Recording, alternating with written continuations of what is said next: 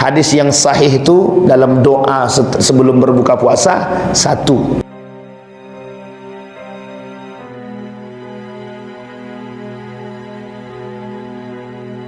Alhamdulillahi Rabbil Alamin. Alhamdulillahilladzi an'ama bi ni'matil iman wal islam bihima tatimmus salihat. Ashhadu an la ilaha illallah wahdahu la syarika lah wa ashhadu anna Muhammadan abduhu wa rasuluh la nabiyya ba'd. Allahumma salli wa sallim wa barik ala hadzal nabiyil karim. Allahumma salli ala Muhammad wa ala ali Muhammad fil alamin innaka Hamidum Majid. Ya ayuhan nasu attaqu rabbakum alladhi khalaqakum min nafsin wahidah wa khalaqa minha zawjaha wa batha minhuma rijalan katsiran wa nisaa'a wattaqullaha alladhi tasaaluna bihi wal arham innallaha kana 'alaikum raqiba. Wa qala Allah ta'ala ya ayyuhalladzina amanu taqullaha wa qulu qawlan sadida yuslih lakum a'malakum wa yaghfir lakum dhunubakum wa may yuti'illaha wa rasulahu faqad faza fawzan 'azima. Puji syukur kehadirat Allah atas limpahan rahmat dengan mengucapkan alhamdulillahirabbil, berselawat kepada Nabi dengan mengucapkan Allahumma salli ala Muhammad wa ala ali Muhammad fil alamin innaka Hamidum Majid. Mudah-mudahan di subuh hari ini Allah limpahkan rahmat dan karunia-Nya kepada kita semua. Allah berkahi, Allah sehatkan, Allah kuatkan kita semua. Allah jadikan rumah tangga yang sakinah mawaddah warahmah. Allah anugerahkan anak-anak yang saleh dan salihah. Insyaallah kita semua yang hadir di sini istiqamah dalam kebaikan dan ketaatan, dan kita semua husnul khatimah, amin ya rabbal alamin. Untuk kedua orang tua kita yang telah mendahului, Allah tempatkan di tempat terbaik di sisinya, Allah terima amal ibadahnya, dan Allah kumpulkan bersama orang-orang yang saleh, amin ya rabbal alamin. Baik Bapak Ibu sekalian yang berbahagia, di subuh hari ini kita melanjutkan hadis-hadis kita, hadis-hadis yang atau hadis dhaif atau lemah seputar Ramadan. Mudah-mudahan semakin menambah keilmuan kita, semakin menambah pengetahuan kita, semakin bisa kita mencari yang terbaik atau mencari kenyamanan dalam kita beribadah. Baik Bapak Ibu sekalian yang berbahagia, kita masuk pada hadis yang keempat. Kemarin kita masuk pada hadis yang ketiga, sumu tasihu. Sudah ya Bapak Ibu ya? Yang sumu tasihu, berpuasalah kemudian kalian akan sehat. Nah, ini sudah kita jelaskan kemarin. Salah satu daripada takhrijul hadisnya yang dikeluar oleh Ibnu Uqail, kata Ibnu Uqail ini hadis termasuk dhaif, lemah. Tapi kemudian Al-Albani mengatakan juga lemah. Tapi Imam As-Saghani, seorang ulama hadis, mengatakan palsu katanya. Nah, ini hadis ini sering diutarakan oleh para asatid di dalam setiap ceramah di bulan Ramadan, khususnya di malam hari ketika malam tarawih ya, sebelum tarawih itu mesti disampaikan. Nah, ini penting untuk kita pahami. Baik Bapak Ibu, sekarang kita masuk pada hadis yang keempat. An Anas bin Malik qala kana Nabi sallallahu alaihi wasallam idza dakhala Rajab qala Allahumma barik lana fi Rajabin wa Sya'ban wa Ramadan. Ini dia hadis yang sering dibaca. Juga termasuk hadis ini sering dibaca di mana-mana. Bahkan setiap doa ini dibaca. Nah, nanti ini kita jelaskan masalah doa. Ini sering kita dengar hadis-hadis ini di setiap doanya para imam. Allahumma barik lana fi Rajab wa barik lana fi Sya'ban wa barik lana fi wa ballighna Ramadan. Sebenarnya bukan ballighna Ramadan, tapi barik lana fi Ramadan juga sama. Jadi kalimatnya barakah atau barik, keberkahan. Kita lihat artinya dari Anas bin Malik bahwasanya Nabi apabila masuk bulan Rajab, kemudian Nabi berkata, ya Allah berkahi kami di bulan Rajab, berkahi kami di bulan Sya'ban, berkahi kami di bulan Ramadan. Nah, kita lihat takhrijul hadis ini. Siapa yang meriwayatkan hadis ini? Hadis ini diriwayatkan oleh Anas bin Malik. Anas bin Malik ini orang yang sangat-sangat terkenal, khadimun Nabi sallallahu alaihi wasallam, pelayan Nabi. Riwayat ini dikeluarkan oleh Imam Abdullah bin Ahmad. Kemudian Imam Al-Baihaqi dalam kitab Syu'bul Iman. Imam Al-Baihaqi menulis buku judulnya Syu'bul Iman. Kemudian Imam Ibn Sidni Amal Yaum. Kemudian ibadah-ibadah hari. Imam At-Tabrani dalam kitab Al-Aswad dan Imam An-Nu'aim dalam kitab Al-Hilyah, dalam kitab Hilyah. Hadis ini disampaikan oleh Anas bin Malik secara marfu'. Marfu' berarti sampai ke baginda Nabi Muhammad sallallahu alaihi wasallam. Sekarang kita lihat orang-orang yang mencoba mentakhrij hadis ini. Penjelasan daripada Imam Al-Bukhari. Imam Al-Bukhari berkata hadis ini mungkar. Mungkar itu sejenis dengan palsu juga atau hadis yang pasti tertolak gitu. Tapi kata Imam An-Nasai, aku tidak mengerti siapa orang-orang yang ada di balik itu. Ada satu orang yang meriwayatkan hadis ini, namanya Zaidah ibn Abi Ar-Ruqat. Nah, di sini yang kemudian yang dipertanyakan oleh ulama hadis. Jadi dalam hadis yang tentang doa tadi ada namanya Zaidah ibn Abi Ruqat. Zaidah ibn Abi Ruqat ini sebagian ulama tidak mengenal. Dari ulama hadis itu enggak kenal dia, tak kenal. Siapa nih Abu Ruqat ini? Tapi sebagian lagi mengetahui bahwa orang ini banyak dustanya. Makanya kalau banyak dusta itu tidak bisa dijadikan perkataan. Sama halnya dengan kita kan, kalau orang ni kerjaannya pembongak aja, tak mungkin bisa dipercaya itu. Begitu zaman dulu. Tolak ukurnya itulah kalimat dustanya tadi. Dan yang paling berbahaya itu bukan masalah du'aful akli, bukan masalah hafalan lemah dalam hadis itu. Dalam hadis hafalan lemah memang menjadi masalah juga, tapi tidak terlalu kuat. Hanya saja kalau sering dusta, itu yang berbahaya. Jadi saya ambil contoh Bapak Ibu. Ketika Zaid bin Sabit itu dikumpulkannya lah para penghafal Quran. Jadi ketika dia ingin mengumpulkan Al-Quran itu, jam'ul Quran itu satu ayat itu harus dikumpulkan 10 orang. Dan 10 orang ini harus sama bacaannya, harus sama hafalannya. Satu saja yang ragu dengan hafalan dia, satu orang aja yang salah dengan hafalannya, ganti semua. Coba bayangkan, begitulah ketatnya pengumpulan Al-Quran itu. Sama dengan hadis itu, yang dibutuhkan standar dulu itu bukan hanya sekedar hafalan, tapi akhlak. Oh, ini orang nggak berakhlak nih. Kalau nggak berakhlak nggak bisa diterima itu. Kalau kerjanya cuma dusta itu, sama Ruqat ini. Ruqat ini itu dikenal oleh para ulama itu dusta. Bukan hanya du'aful akli atau bukan hanya hafalan lemah gitu. Jadi sehingga para ulama mengatakan berbagai macam komentar, termasuk salah satunya Imam An-Nasai. Ketika Imam An-Nasai, aku tak kenal sama beliau, kita tak kenal. Dan itu dituliskan dalam kitab Syu'bul Iman oleh Imam Al-Baihaqi. Kemudian ada lagi orang yang namanya Ziyad bin Numair. Kata Imam Yahya ibn Ma'in, itu lemah, orangnya lemah. Lemah itu berarti hafalannya enggak kuat. Imam Abi Daud mengatakan si anu itu hafalannya lemah, enggak kuat gitu deh. Nanti kita lihat apa kesimpulan hadis tersebut. Kesimpulan hadis ini oleh sebagian para ulama, hadis ini marfu' mungkar. Hadis ini memang disandarkan kepada Nabi tapi mungkar katanya. Mungkar di situ ingkar, tahu ingkar ya Bapak Ibu, berdusta. Berdusta dia. Kata Nabi dalam hadisnya, man kadzdzaba alayya muta'ammidan falyatabawwa maq'adahu minan nar. Orang yang berdusta atas namaku silahkan mengambil tempat di neraka, kata Nabi. Ini kata Nabi, barang siapa yang berdusta atas namaku, kata Nabi, silahkan ambil tempat di dalam neraka. Tapi tak semuanya.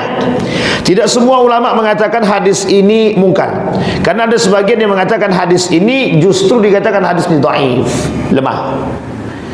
Kemudian ada yang mengatakan bahawa Syekh Al-Albani dari kalangan ulama-ulama Salafi justru mengatakan bahawa hadis ini lemah saja, tidak lemah banget, tidak juga palsu. Artinya kalau hadis ini lemah, masih ada kemungkinan untuk bisa dipakai. Kita lihat nanti Bapak Ibu. Sekarang kita perhatikan, kata Imam Al-Hafiz Ibnu Hajar Al-Asqalani, kalimat ini, hadis ini disampaikan, hadis ini lemah katanya. Nah, kita lihat sekarang posisi hadis lemah itu, kata para ulama, boleh diambil manfaat dan faidah. Dan ini dimasuk oleh Ibnu Hajar Al-Asqalani. Kata Ibnu Hajar Al-Asqalani, boleh menggunakan hadis lemah itu untuk berdoa. Boleh digunakan hadis lemah itu diambil manfaat atau faidah. Bahkan dari kalangan ulama-ulama hadis ada yang mengatakan hadis palsu, hadis mungkar di dalam doa boleh dipakai. Jadi hanya untuk doa saja.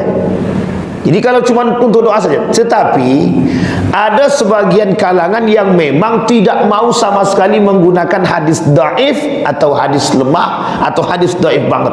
Lemah banget sama palsu tidak mau dia pakai. Kita ambil contoh teman-teman yang bermadhabkan Imam Ahmad bin Hanbal atau Salafi. Kemudian Muhammadiyah. Karena Muhammadiyah ini dengan Salafi ini sama. Apa yang sama? Bukan kelompoknya yang sama. Sama, ada persamaan di antara mereka. Persamaannya adalah sama-sama tidak menggunakan hadis lemah banget dan hadis palsu dalam ibadah. Itu dia. Hanya saja di Muhammadiyah masih ada toleransi. Cuman yang satu lagi, teman kita yang satu lagi ini, yang Salafi ini tidak ada toleransi. Kalau jelas itu lemah, tolak mentah-mentah. Maka kata mereka dalam kitab yang lain itu, salah satu kitab yang lain yang membahas tentang masalah hadis-hadis lemah ini juga beliau katakan tidak boleh berpegang teguh dengan hadis lemah banget, hadis palsu mutlak. Ini lebih parah lagi Pak, lagi keras lagi. Tidak boleh berpegang teguh atau menjadikan hadis lemah itu sandaran, hadis lemah banget dan hadis palsu. Inilah yang dipegang oleh teman-teman Salafi. Jadi Bapak Ibu, kalau kita terjadi perbedaan dengan teman-teman Salafi, bisa jadi kita berbeda pada hal tersebut. Kita ambil contoh, Allahumma laka sumtu. Ini pada hadis yang selanjutnya. Nanti kita sampai pada hadis di situ. Contohnya hadis yang tadi. Allahumma barik lana fi Rajab wa Sya'ban wa ballighna Ramadan atau wa barik lana fi Ramadan. Itu mereka tak pakai. Teman-teman Salafi tak pakai. Bahkan Bapak Ibu tidak akan dengarkan hadis ini, doa ini di dalam kelompok Muhammadiyah. Tidak akan dengar. Karena mereka tidak menggunakannya. Tetapi kata para ulama sebagian, seperti Imam Al-Haytami, Imam Al-Haytami ini murid daripada Imam Ibnu Hajar Al-Asqalani. Jadi Ibnu Hajar Al-Asqalani punya murid namanya Imam Al-Haytami. Imam Al-Haytami ini juga punya murid. Dan banyak muridnya Bapak Ibu. Salah satu muridnya Zainuddin Al-Malibari. Itu menuliskan tentang perkara hal demikian. Salah satu yang dituliskan oleh Imam Al-Haytami tadi, bahwa hadis yang lemah itu tidak ada persoalan dan boleh dipakai. Bahkan sebagian ulama mengatakan sunnah mengambil faidah daripada hadis-hadis dhaif, kecuali hadis palsu. Kalau hadis palsu tak boleh, kecuali doa. Dan saya sepakat pada poin yang ini Bapak Ibu. Saya bertanya sama guru saya, kira-kira bagaimana dengan hadis palsu itu? Ingat kata dia, dalam hadis palsu itu dalam doa boleh, tidak ada masalah. Karena banyak orang berdoa Pak. Bahkan ini menjadi perdebatan para ulama tentang boleh tidak kita berdoa meminta urusan dunia. Meminta urusan dunia dalam doa. Mau doa di dalam solat ketika di akhir solat, maupun doa dalam setelah solat. Boleh tidak kita meminta urusan dunia? Sebagian ulama itu makruh Pak. Sebagian ulama itu makruh dan tidak boleh. Tapi ini urusan doa. Setiap orang boleh berdoa dengan lisannya, dan Allah akan terima sejauh doa itu baik. Ya Allah, aku minta mobil 5 lah, kalau bisa gitu kan. Jangan ragu. Kalau bisa itu berarti ragu tuh. Ya Allah, pokoknya aku tak mau tahu, mobil itu harus ada di rumah kan gitu. Boleh saja. Cuman masalahnya kalau tak kerja kan tak dapat juga. Masa mau tunggu turun datang dari langit kan begitu. Nah, baik Bapak Ibu sekalian yang berbahagia. Itu hadis yang keempat. Kemudian hadis yang kelima.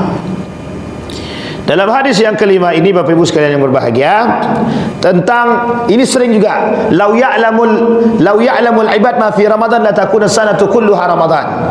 Kata Nabi begini dari Ibnu Mas'ud itu, kalaulah umatku tahu apa yang tersembunyi di balik bulan suci Ramadan, maka mereka akan berharap semua bulan itu jadi Ramadan. Nah, kan ini sering juga Bapak Ibu dengar.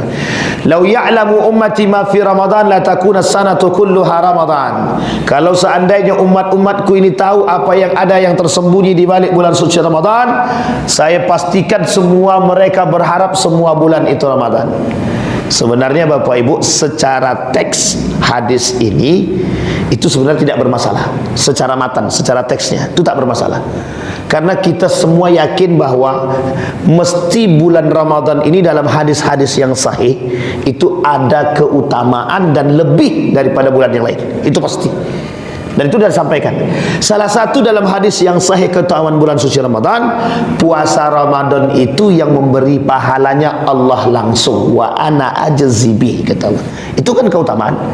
Yang kedua, lipat ganda pahala dalam hadis yang hasan.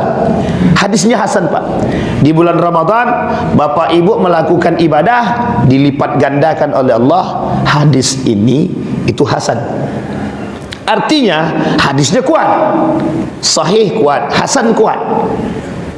Yang menjadi persoalan itu terdapat pada perawi hadisnya yang meriwayatkan hadis ini. Apakah yang meriwayatkan hadis ini thiqah, bisa dipercaya atau tidak? Sama kembali. Jadi tingkatannya, kalau dia lemah biasa saja, itu hafalannya aja Pak yang lemah. Misal Ridwan hafalannya lemah, berarti apa yang diucapkan oleh Ridwan ini tidak terlalu kuat. Bang Didi hafalannya bagus, cuman agak suka bongak sedikit. Itu lebih parah tingkatan daripada yang tadi, Pak. Ini. Cuman yang satunya lagi, misalkan Atuk kuat sekali hafalannya, tidak pernah dusta. Ini ya tingkatan sahih itu yang seperti tadi itu. Kalau saya bisa jadi hasan, bisa jadi dhaif. Kalau Bang Didik bisa jadi palsu, mungkar, karena dia menipu. Yang ditakutkan oleh para ulama itu sangat banyak. Jadi gini Pak, dalam persoalan hadis ini Bapak Ibu, oleh kaum orientalis itu dibuat satu takhrij hadis, namanya Alkitab Al-Mu'jam Al-Mufahras lil Alfadhil Ahadis. Kitab-kitab tentang mencari hadis. Itu yang buat bukan orang muslim, yang buat orientalis. Nama judul kitabnya Al-Mu'jam Al-Mufahras lil Alfadhil Ahadis. Itu cara indeksasi hadis namanya. Justru yang buat bukan orang muslim, orang kafir, orientalis, ateis, nggak punya agama dia. Ini dulu, kenapa dia tulis ini? Tujuannya satu, membuat rusak otak umat muslim. Jadi caranya untuk merusak itu di mereka masuk, Pak. Ada kamus terbesar di dunia ini, termasuk salah satu kamus terlengkap, kamus bahasa Arab. Judulnya Munjid. Yang nulis juga bukan orang Arab, bukan orang muslim, orang asli orientalis juga. Kalau tak salah saya Belanda. Kalau tak Belanda berarti Jerman tuh. Cuman dua itu biasanya yang kental dalam. Unik jadi pakai itu, Pak. Termasuk yang tadi, indeksasi hadis tadi. Kenapa? Karena bagi orang liberal begini, kata kaum-kaum orientalis itu bahwa hadis itu datangnya setelah Nabi 200 tahun. Jadi hadis itu baru ada 200 tahun setelah Nabi. Coba bayangkan, saking seriusnya mereka merusak kita itu. Mereka katakan bahwa hadis ini 200 tahun setelah Nabi. Bayangkan di antara mereka ada yang mempelajari hadis ini dan merusak hadis ini, Pak. Merusak. Sehingga mohon maaf itu di antara mereka ini ada yang serius konsen dalam merusak hadis itu. Konsen merusak hadis. Sehingga bermunculan, Pak, termasuk ada orang-orang yang merusak, merubah kalimat-kalimat di dalam hadis. Dan ini tidak hanya di kalangan orientalis saja, di kalangan orang-orang yang tidak suka banyak. Kita ambil contoh Syiah. Syiah itu Bapak Ibu banyak sekali merubah hadis. Yang ada hadisnya itu, yang mereka tak suka mereka ganti. Yang hadisnya dari Ali bin Abi Thalib mereka ambil. Yang hadisnya bukan dari Ali bin Abi Thalib atau dari sahabat yang lain mereka tolak. Ini Syiah bahaya, Pak, bahaya. Sama halnya oleh sebagian ulama yang dikecam itu, ada hadis-hadis yang dirubah, ada. Orang-orang dari oknum-oknum sebelah yang tak bertanggung jawab itu ada. Oknum-oknum sebelah yang tidak bertanggung jawab itu merubah hadis banyak, Pak, dari ulama terdahulunya itu. Ulama-ulama yang tidak suka itu dirubah hadisnya itu, Pak. Dan itu ditemukan dari beberapa kitab itu. oleh para ulama-ulama salaf itu ditemukan ternyata ada kalimat-kalimat hadis yang dirubah sama mereka, baik dari perawinya ataupun dari matannya. Coba bayangkan saking seriusnya merusak. Dan itu Pak, serius mereka merusak itu. Bayangkan 200 tahun kata mereka, kata orientalis, ingin merusak kita tadi. Nah, salah satu ketakutan para ulama adalah bahwa hadis ini itu perkataan Nabi. Yang perkataan Nabi ini turun-temurun dan bisa saja dihafal oleh orang-orang yang tidak bertanggung jawab. Jumlah hadis ini lebih banyak daripada ayat Al-Quran, sehingga kebenaran hadis ini itu diterima oleh sekian banyak, karena yang duduk bersama Nabi dalam halaqah itu banyak Pak, sahabat-sahabat itu 60 lebih yang zahir, yang tak zahir lebih banyak lagi. Sehingga ada orang yang mendengar setengah-setengah, ada orang yang ada orang yang mendengar yang full. Sehingga ketika mereka meriwayatkan tergantung kepada akhlaknya. Disinilah kemudian oleh para ulama mengumpulkan syaratnya Pak. Syarat bisa menyampaikan hadis tadi apa? Satu, orangnya terpercaya, jujur dia, kuat hafalannya, berpegang teguh dia dengan Al-Quran dan hadis. Kalau tidak, tak bisa Pak, tidak bisa kita terima itu. Sehingga dijadikan oleh para ulama sandaran terkait syarat-syarat untuk meriwayatkan hadis tersebut. Nah, termasuk salah satunya hadis yang tadi kita bacakan. Kalau tahulah umatku ini di Ramadan, dia berharap semuanya itu menjadi Ramadan. Hanya saja hadis ini diriwayatkan dari jalur yang berbeda. Dalam jalur yang lain disampaikan oleh para ulama yang bentuk singkatnya.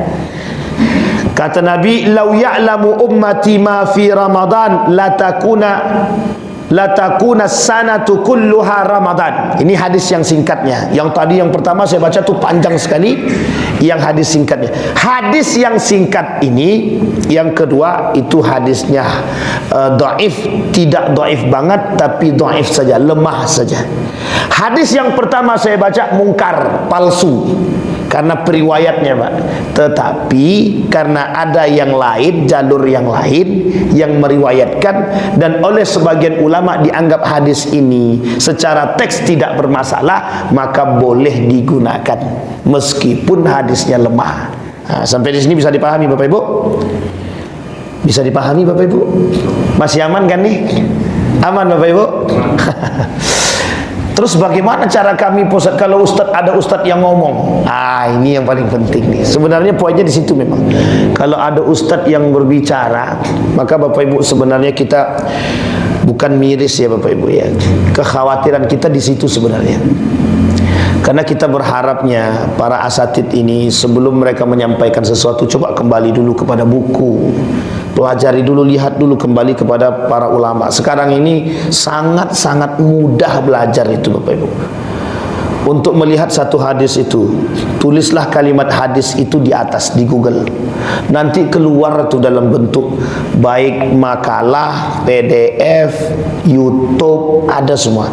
Carilah ulama yang kompeten menurut kita. Anggap misalkan pakar hadis Ali Mustafa Ya'qub misalkan.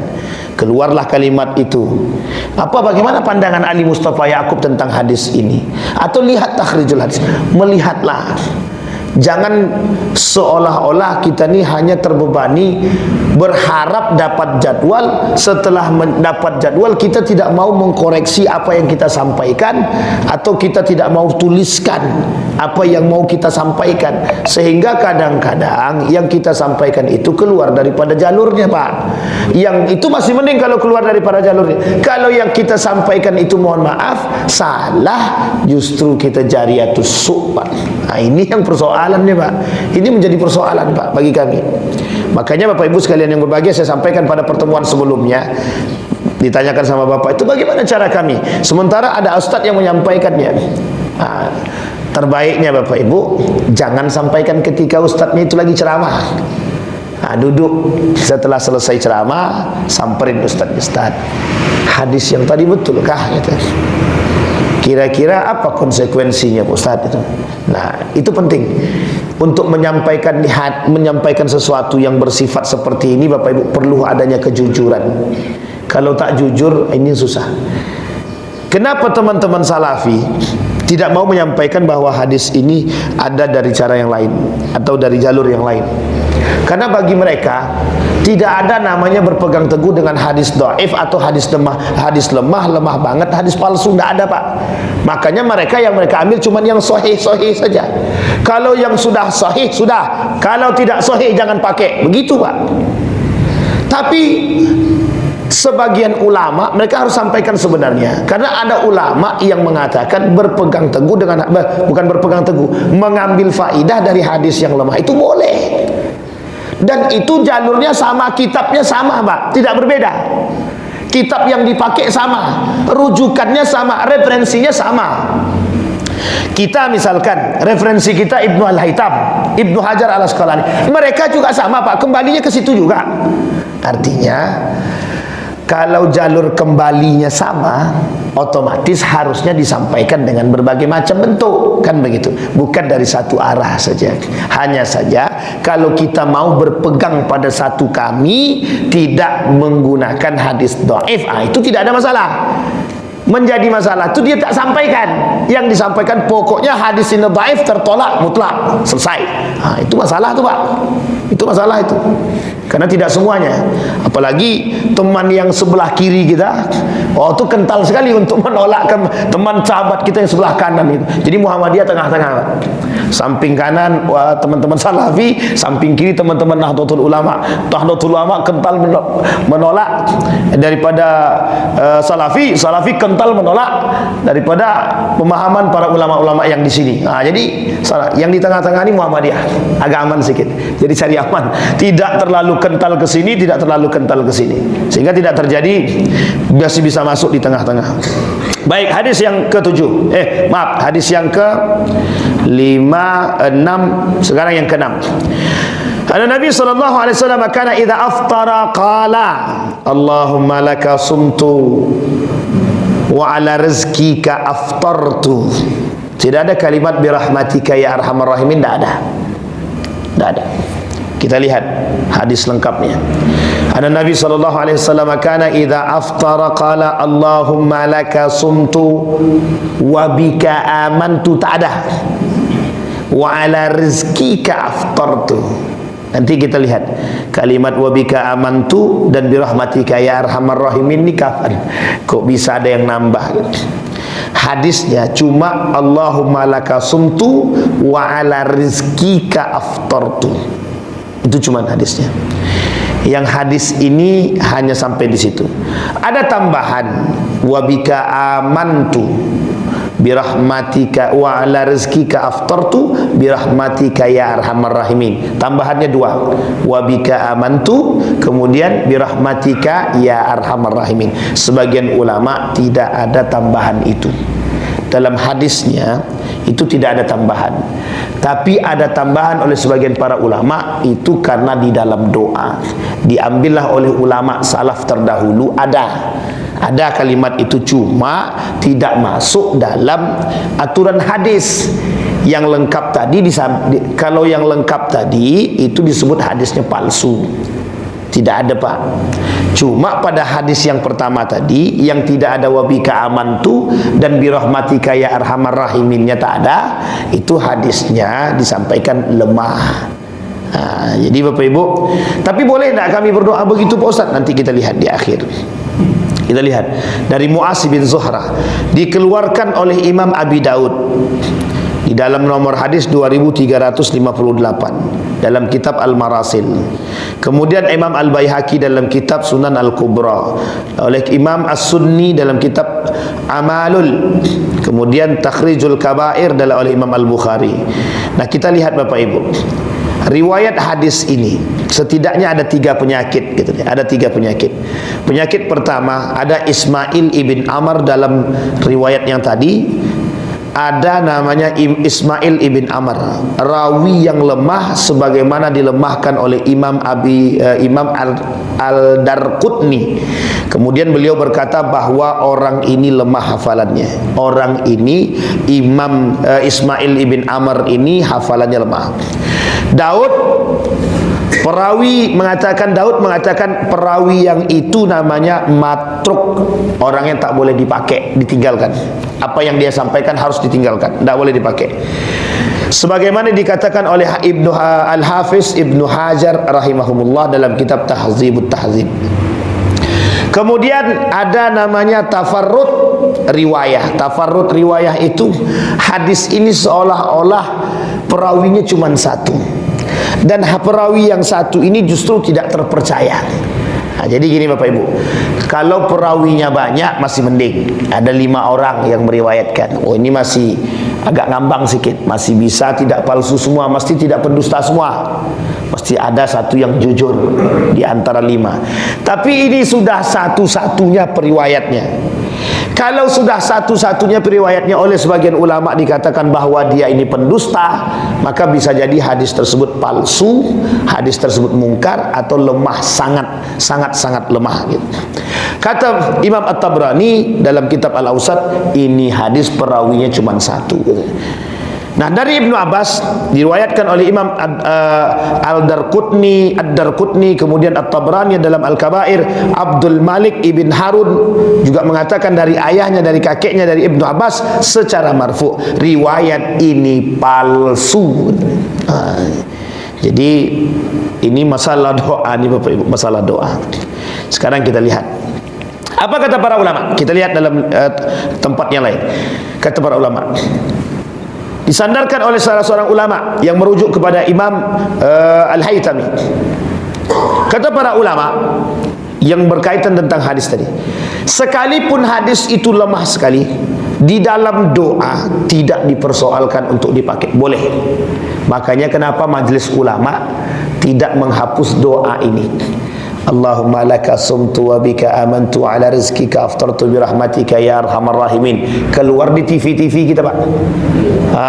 Pas mau berbuka kan keluar tuh, tunggu beduk nunggu tok. Sekarang tak pakai beduk lagi, pakai serinai. Kalau udah pakai serinai itu udah terasanya sudah tidak zaman dulu. Kalau pakai beduk baru terasa kok zamannya dulu sekali. Sekarang tak ada lagi. Mungkin yang nukul beduknya tak kuat lagi. Tapi lebih terasa itu Pak, lebih terasa itu kan terasa. Jadi kalau kita merasakan sirina ini dah kayak di sekolah aja. Begitu juga sekolah kan sekarang dah kagak pakai bel lagi, pakainya sirinai. Ini kalau dulu teng kan enak. Sekarang tak lagi. Jadi zaman terus berkembang. Besok tak pakai itu lagi. Datang gurunya sudah keluar selesai gitu kan kita. Besok buka puasanya bukan pakai sirinai lagi. Pakai toa dari masjid. Oi buka gitu. Karena ada banyak juga yang begitu, banyak model. Nah, Bapak Ibu sekalian yang berbahagia, kembali kepada persoalan tadi, bagaimana kalau kami tetap berdoa dengan ini Pak Ustaz? Silahkan Bapak Ibu, tidak ada masalah. Hanya saja Bapak Ibu tidak boleh kalau ada orang bilang begini, Pak, Bu, hadis dalam doa ini itu palsu atau lemah. Bapak Ibu tidak usah beralasan apapun. Iya, kami cuma doa. Kan doa boleh pakai bahasa apapun. Nah, itu saja. Tapi jangan pula keras-kerasan. Karena secara hukum kita tidak boleh bersandar dengan itu. Hanya saja para ulama mengatakan boleh menggunakannya. Boleh menggunakannya dalam doa. Makanya banyak doa-doa yang tidak ada di dalam hadis baginda Nabi Muhammad sallallahu alaihi wasallam. Doa minta istri kedua itu tidak ada Nabi ajarkan. Tidak ada tuh Pak, tidak ada. Tapi kalau pengen poligami ya silahkan kan. Tapi doa minta itu tidak ada. Doa, pokoknya banyak doa-doa itu cuma oleh para ulama dalam etik doa, dalam etika doa boleh kok Pak, diperbolehkan oleh para ulama itu kita berdoa dengan bahasa apapun. Bahasa apapun saja boleh. Tidak harus bahasa Arab. Kita cuma bisa bahasa Indonesia. Terus kita harus hafalkan dulu Arab baru kita bisa berdoa. Enggak. Itu tertolak begitu tuh pemahamannya. Sama halnya khutbah Jumat. Nah, kalau khutbah Jumat ini kan ada sebagian golongan Pak LDII itu khutbah Jumat dia tidak mau pakai bahasa Indonesia, pakai bahasa Arab itu, sehingga dibawalah buku ke atas, baca buku itu. Tapi bolehkah pakai berbahasa Indonesia? Ya kita memang harus dengan bahasa kaum. Kalau kita pakai bahasa Arab dalam khutbah Jumat, kira-kira ada yang paham tak? 1, 2, 3 orang yang paham. Kalau di pesantren mau pakai bahasa Arab khutbah Jumat ini silahkanlah. Tapi kalau di sini khutbah Jumat, Assalamualaikum warahmatullahi wabarakatuh, Alhamdulillah rabbil alamin. Qala Rasulullah sallallahu alaihi wasallam. Habis itu sadaqallahul azim kata dia. Selesai. Pakai bahasa Arab sebut kata jemaah. Amin kata dia. Padahal orang tidak doa, cuma menyampaikan khutbah. Uniknya lagi kalau kita nggak paham bahasa Arab begitu, Pak. Jadi banyak hal, dan itu Bapak Ibu sekalian yang berbahagia, makanya menjadi landasan para ulama. Sedangkan dalam kita menyampaikan sesuatu tidak harus menggunakan bahasa Arab. Apa tak lagi dalam doa. Doa itu bebas, Pak. Siapapun boleh berdoa dan berhak dalam model apapun, asalkan tidak berdoa yang jelek-jelek. Allah tidak menerima doanya hamba yang jelek-jelek, itu tidak mau Allah terima, Pak. Tapi kalau kami terzolimi, Pak Ustaz, tak perlu Bapak Ibu berdoa untuk kejelekan orang lain, Allah sudah akan balas itu, Pak. Tapi kalau Bapak Ibu tambah dengan kebaikan, yang tadinya dibalas keburukan gak jadi yang baik, dan kebaikan itu kembali kepada kita. Makanya Nabi sangat mengecam, tolong jangan berdoa yang buruk untuk saudaranya, katanya. Nabi tak boleh, Pak. Kata Nabi, jangan berdoa yang jelek-jelek untuk saudara, doakan yang baik-baik sekalipun dia menyakiti kita. Pertanyaannya, itu hatinya malaikat atau bukan itu? Nah, kalau hatinya malaikat bisa dia doa begitu, Pak. Udah, insya Allah kita doakan yang baik, tidak apa-apa. Tapi sekali ditabraknya penyot mobil depan tu kan, saya tidak yakin tu kalau kita berdoanya yang baik, ya Allah semoga orang yang menabrak ini mudah-mudahan masuk surga, Allah mudahkan rezekinya kan. Kita ngamuk dulu tu, mesti ngamuk dulu, kecuali orang-orang yang betul-betul beriman. Nah, sampai di sini bisa dipahami Bapak Ibu? Baik, itu hadis yang keberapa tadi, Bu? 6. Nah, jadi sekarang, terus bagaimana hadis yang sahih dalam berdoa itu sudah kita sampaikan. Hadis yang sahih itu dalam doa sebelum berbuka puasa, 1, Bismillahirrahmanirrahim. Itu cuma yang paling sahih. Nah, setelah Bapak Ibu makan, minum, barulah Bapak Ibu menggunakan tambahan doa. Dhahabat dhama wabtabatil uruq wastabatil ajru insyaallah. Itu boleh tambahan, silahkan. Tetapi kalau masih berpatokan pada yang lama, karena ini sudah sebuah tradisi, Ustaz, udah kebiasaan kami berbuka dengan begini, bagaimana Pak Ustaz? Tetap dahulukan dengan bismillah dulu. Bismillah dulu, baru berdoa Allah malakasumtu wa bika amantu. Ini jangan tiba-tiba mentang-mentang air di depan sudah ada, perut dah sangat lapar, langsung diminum aja. Allah malakasumtu wa bika, salah. Bismillah dulu. Bismillahirrahmanirrahim. Yang benar itu bismillah dulu, setelah bismillah baru kemudian mau tambah dengan doa, silahkan, atau makan dulu baru didoakan dengan yang tadi, silahkan, tidak ada masalah. Sampai di sini ada pertanyaan Bapak Ibu? Yang masih ragu silahkan. Terus bagaimana Pak Ustaz? Tidak ada bagaimana-bagaimananya Bapak Ibu. Yang jelas hadis ini dhaif jiddan, lemah banget, dan sebagian ulama mengatakan hadis ini tidak bisa dijadikan rujukan, tidak bisa dijadikan referensi, tidak bisa dijadikan sandaran. Baik, sampai di sini paham Bapak Ibu? Baik, selanjutnya Bapak Ibu, kalau bisa pakailah hadis-hadis yang baik dalam berdoa atau dalam beribadah. Tapi kami cuma hafalnya itu saja, Pak Ustaz, tidak ada masalah. Jangan itu dikerdilkan. Tapi kalau ada orang kemudian tidak suka dengan kita yang menggunakan doa tersebut, ya sudah, biarkan saja. Tidak usah mencela, karena ini ada yang suka dan ada yang tidak. Mesti begitu Bapak Ibu. Banyak yang tidak suka dan banyak juga yang mengikuti. Mayoritas pasti masih menggunakan, tapi yang lain tidak menggunakan. Tidak ada masalah. Baik Bapak Ibu. Yang terakhir Bapak Ibu, kata Nabi dalam hadisnya, an Abdullah bin Amr ibn As yaqul, qala Rasulullah sallallahu alaihi wasallam, inna lis-sha'im 'inda fitrihi la da'watan ma turaddu. Kata Abdullah bin Amr ibn As, Amr bin As punya anak namanya Abdullah. Abdullah bin Amr bin As, beliau berkata, bersabda Rasulullah sallallahu alaihi wasallam, sesungguhnya bagi orang yang sedang berpuasa ada doa yang tidak ditolak. Paham maksudnya Bapak Ibu? Setiap orang yang berpuasa itu kan, kata para ulama, kalian berdoalah, tidak mungkin Allah tolak doa kalian. Ini Bapak Ibu sekalian yang berbahagia, secara teks itu tidak bermasalah, karena ada penguat dari yang lain. Penguat dari yang lain. Kata penguatnya begini, setiap orang yang melakukan ibadah puasa dengan yang baik-baik itu, atau dengan keimanan, man shama ramadhana imanan wahtisaban ghufira lahu ma taqaddama min dhanbihi. Betul ya Bapak Ibu ya? Man shoma ramadhana, barang siapa yang berpuasa di bulan Ramadan, Allah ampuni dosa dia. Ini menjadi alasan Pak, bagi orang-orang yang berpuasa berdoa kepada Allah, bahwa siapapun yang berdoa kepada Allah akan Allah kabulkan doa dia, tidak Allah tolak. Kenapa begitu? Keutamaan orang yang berpuasa. Keutamaan orang yang berpuasa. Hanya saja Bapak Ibu sekalian yang berbahagia, jika yang berdoa ini tidak berpuasa, bermaksiat, tidak beriman kepada Allah, mungkinkah ini dia diterima oleh Allah meskipun dia berada di bulan suci Ramadan? Mungkinkah Allah terima puasa doanya? Inilah yang kemudian menjadi perdebatan para ulama. Sampai di sini paham Bapak Ibu ya? Dia tidak berpuasa, tapi mengaku berpuasa di bulan suci Ramadan, mengambil keutamaan Ramadan. Oleh sebagian ulama mengatakan tidak ada gunanya, ditolak sama sekali. Apalagi kalau orang berpuasa tapi dia tak solat. Ini musilah Pak. Jadi Bapak Ibu, di dalam puasa itu ada namanya muhbitat.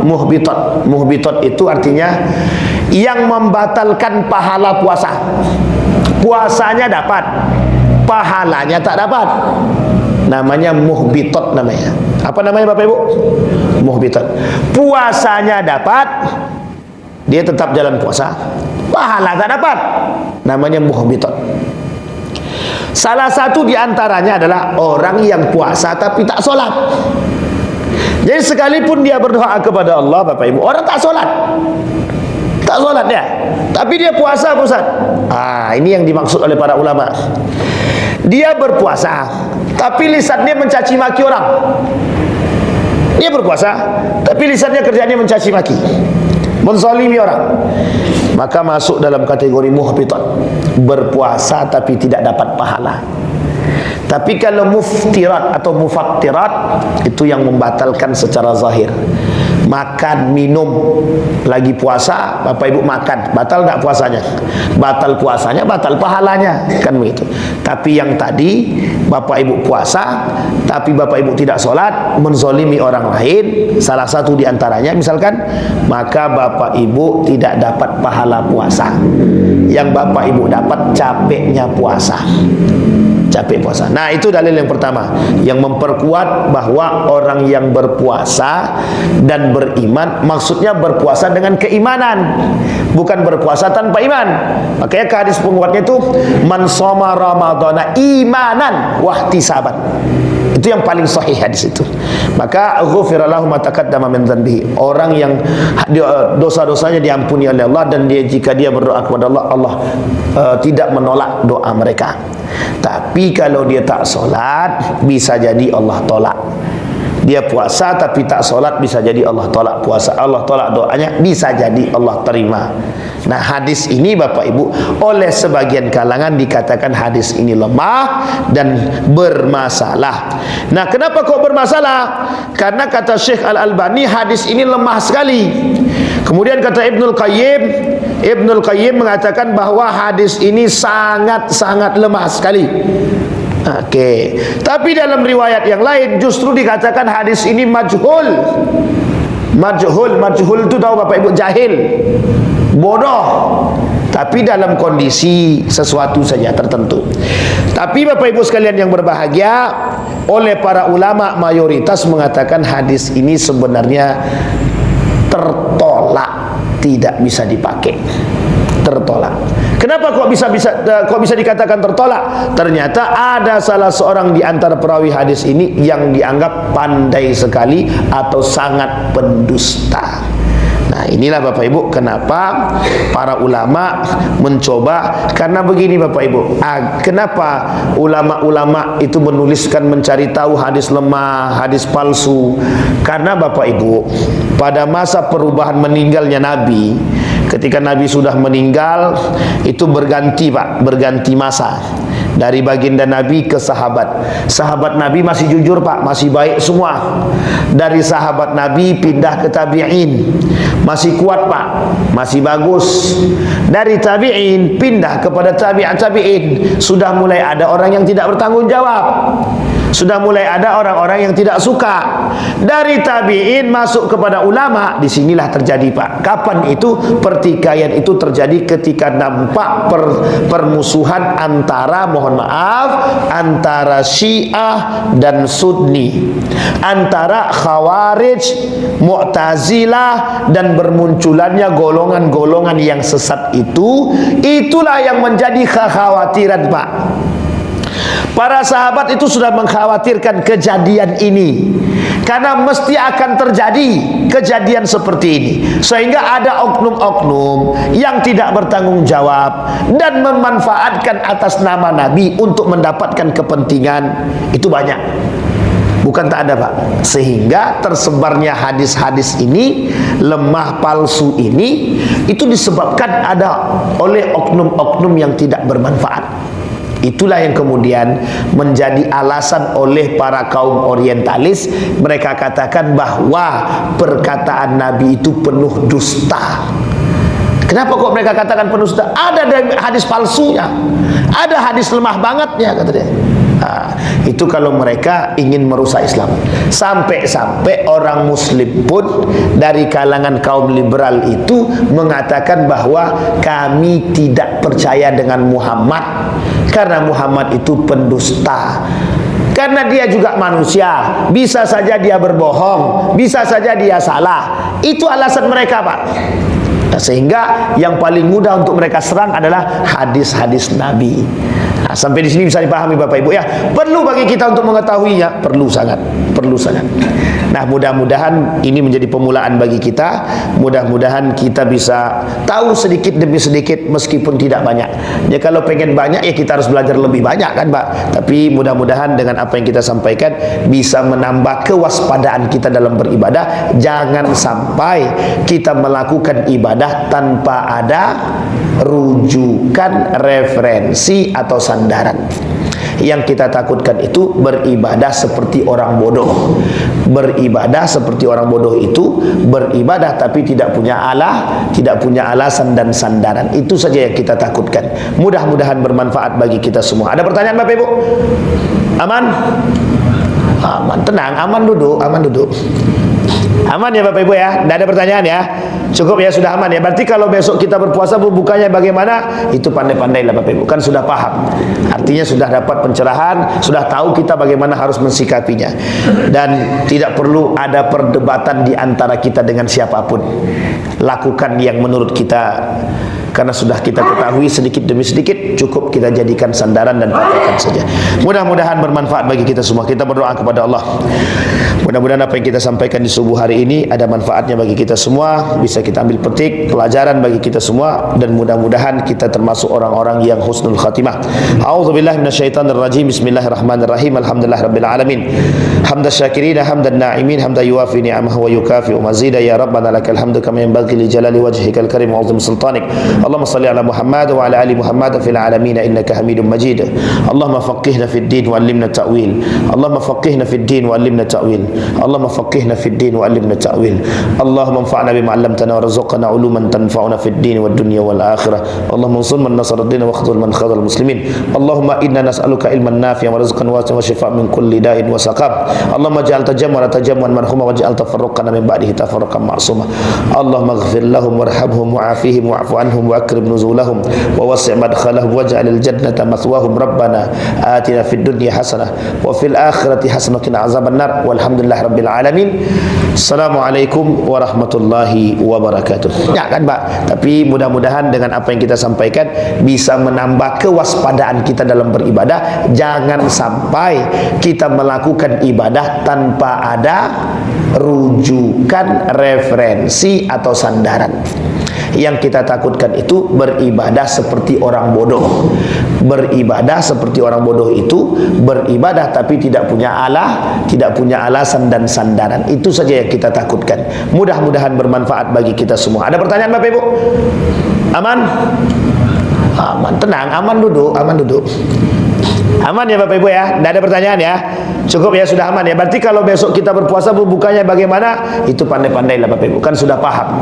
Artinya sudah dapat pencerahan, sudah tahu kita bagaimana harus mensikapinya.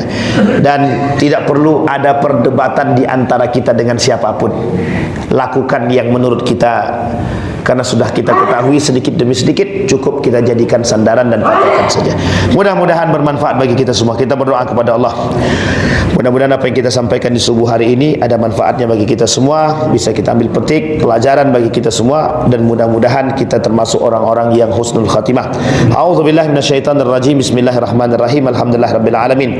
Hamdan syakirin, hamdan na'imin, hamdan yuwafi ni'amahu wa yukafi mazida. Ya rabbana lakal hamdu kama yanbaghi li jalali wajhikal karim wa 'azimi sultanik. Allahumma salli ala Muhammad wa ala ali Muhammad fil alamin innaka Hamidum Majid. Allahumma faqihna fid din wa 'allimna ta'wil. Allahumma faqihna fid din wa 'allimna ta'wil. Allahumma faqihna fid din wa 'allimna ta'wil. Allahumma anfa'na bima 'allamtana warzuqna 'uluman tanfa'una fid din wad dunya wal akhirah. Allahumma ansur man nasara ad-din wa khudhul man khadhal muslimin. Allahumma inna nas'aluka ilman nafi'an wa rizqan wasi'an wa shifaa' min kulli da'in wa saqam. Allahumma ij'al tajammu'an marhuma waj'al tafarruqana min ba'dihi tafarruqan ma'suma. Allahumma ighfir lahum warhamhum wa'afihim wa'fu anhum wa akrim nuzulahum wa wasi' madkhalahum waj'alil jannata mathwahum rabbana atina fid dunya hasanah wa fil akhirati hasanah wa qina azabannar walhamdulillahi rabbil alamin. Assalamualaikum warahmatullahi wabarakatuh.